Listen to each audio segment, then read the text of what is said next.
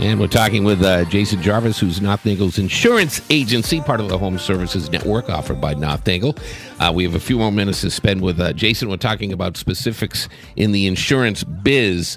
And Pat, I know you had a couple questions you wanted to ask him specifically about insurance. Yeah, I was kind of curious about, speaking of homeowner insurance, if I were to buy a trampoline, I mean, this stuff scares me. So do I need he just made a face. Yeah, I know. He winced a little. Face. Uh-oh. That was trampoline face. That was trampoline face. Do I need to get another policy to cover like an umbrella type Well, policy? that's a good question. You mentioned sort of a kind of a sticking point in the industry right now. Trampolines are, if there's sides on the trampoline, those mesh sides that go up the side, they'll write the policy with a trampoline if it's got sides. If it's an old trampoline that's just sort of been there for 20 years and no sides on it, looks like it's falling apart, they're probably going to make you get rid of that trampoline in order to underwrite that risk. Okay. Because there's so many claims that come up from those. So a grandfathered trampoline is going to get you nowhere. Well, yeah, but it's not a huge deal. Usually you give it away. Put an ad on Craigslist and give it away. Yep.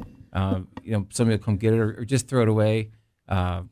And then, they'll come back out and re-inspect the property, and it's not a problem. Okay, well, let me go one step further and use another example. How about a pool? I've got an in-ground pool in my backyard, right? Yep. And I got kids and teenagers are coming over all summer now. What do I do? Should I be concerned? Should I get another umbrella policy for that? I was just going to ask that question because there's a big push now that every pool has to have an enclosure around it. I thought that was normal, though. I thought that was law code. But it has to have its own enclosure. Like, it can't just be in your fenced-in yard anymore. Like, it has to be fenced in the fence. Oh, Right. okay. So Double my fence. question Lockable. is, if you buy a house that has a pool that is just in a fenced yard, doesn't have like a separate fence to it, is that, how do you get around that? That's a good question. Every company's different.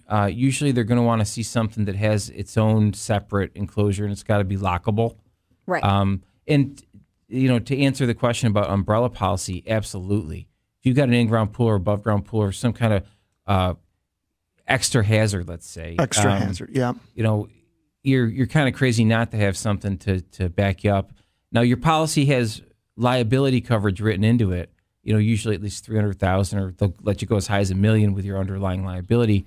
But once they reach that, the insurance company's going to hire a lawyer for you. They're going to cover your settlement for up to that liability limit. But after that, they come after you personally. You got Celino and Barnes calling you, and it's okay. It's kind of on you at that point. So yeah, umbrella policy is a good idea. Okay. And that was my next question, because a lot of people don't know this, including myself. If I were to have just my normal homeowner's insurance, have a pool in my yard, and God forbid a kid gets hurt really bad or dies in the pool, I'm sued up to, let's say, my maximum liability is $300,000. But if those people want to sue me for $3 million, I'm in trouble, huh?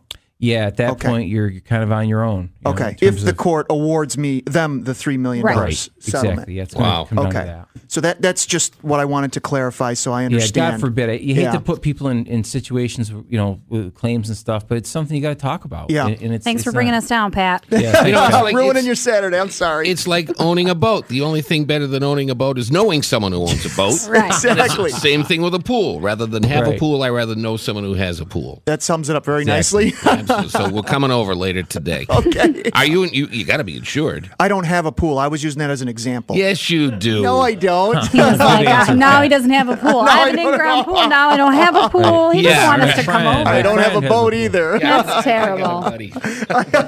Talk to me for a second about renter's insurance. There was recently a big fire at an apartment complex on the west side, and none of the renters had renter's insurance. So obviously none of their belongings were covered. I don't think a lot of people are aware. I think people in adverse climates are more aware of renter's insurance. Like people in Florida, they have renter's insurance because of hurricanes and stuff. But well, a lot of people are under the false impression that the landlord has coverage on the property for their things. But the fact of the matter is, the landlord policy that you can have for an investment property, rental property, covers the landlord's stuff. Doesn't cover your stuff. And renter's insurance is absolutely something we offer. And usually you're talking $7, $8, $9 a month, maybe 10 or 12 at the most.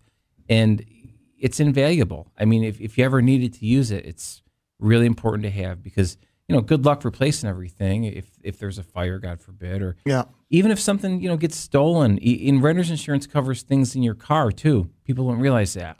Oh, okay. Yeah, like let's say you're Christmas shopping and somebody breaks into your car and goes in the trunk, steals all your stuff that you just bought and takes your GPS, your laptops in there.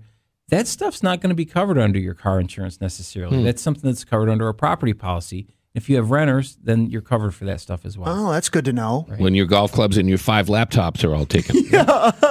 All brand new in the box or stolen. Golf clubs are a pretty common claim, actually. It's funny you say that. Are they?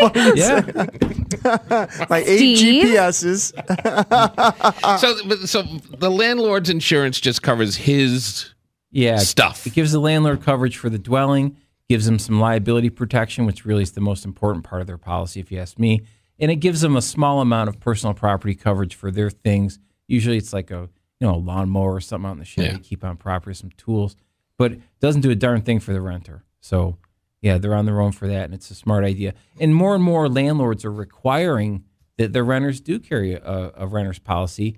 So if you're a landlord listening to this, keep yourself from being into some sort of liability issue where you're all of a sudden your tenants calling Cellino and Barnes on you about not telling them about it. Have them get a renter's policy. It's not enough money to worry about it.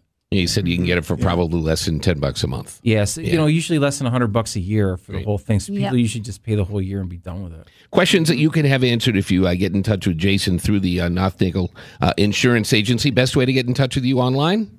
Yeah, you can go online to the Nothnagel website, and there's a link there, or you can certainly give us a call.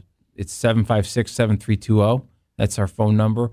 Or just stop on down. Again, we're at 217 West Main inside the Nothnagel corporate building, and we're right on the first floor. Just, we have plenty of parking. Come on down and see us. You've done a great job with that building. I like the big new sign and everything. It really does stand out. Me too. It's so fancy. Really neat. Yeah. Jason, thanks for joining us today, spending some of your Saturday. And we'll return Property Source Radio. We're here for a few more minutes till 10 o'clock when we get back to ESPN Radio. We'll talk some sports at that point. But Property Source Radio until 10 here at Sports Radio 950 ESPN.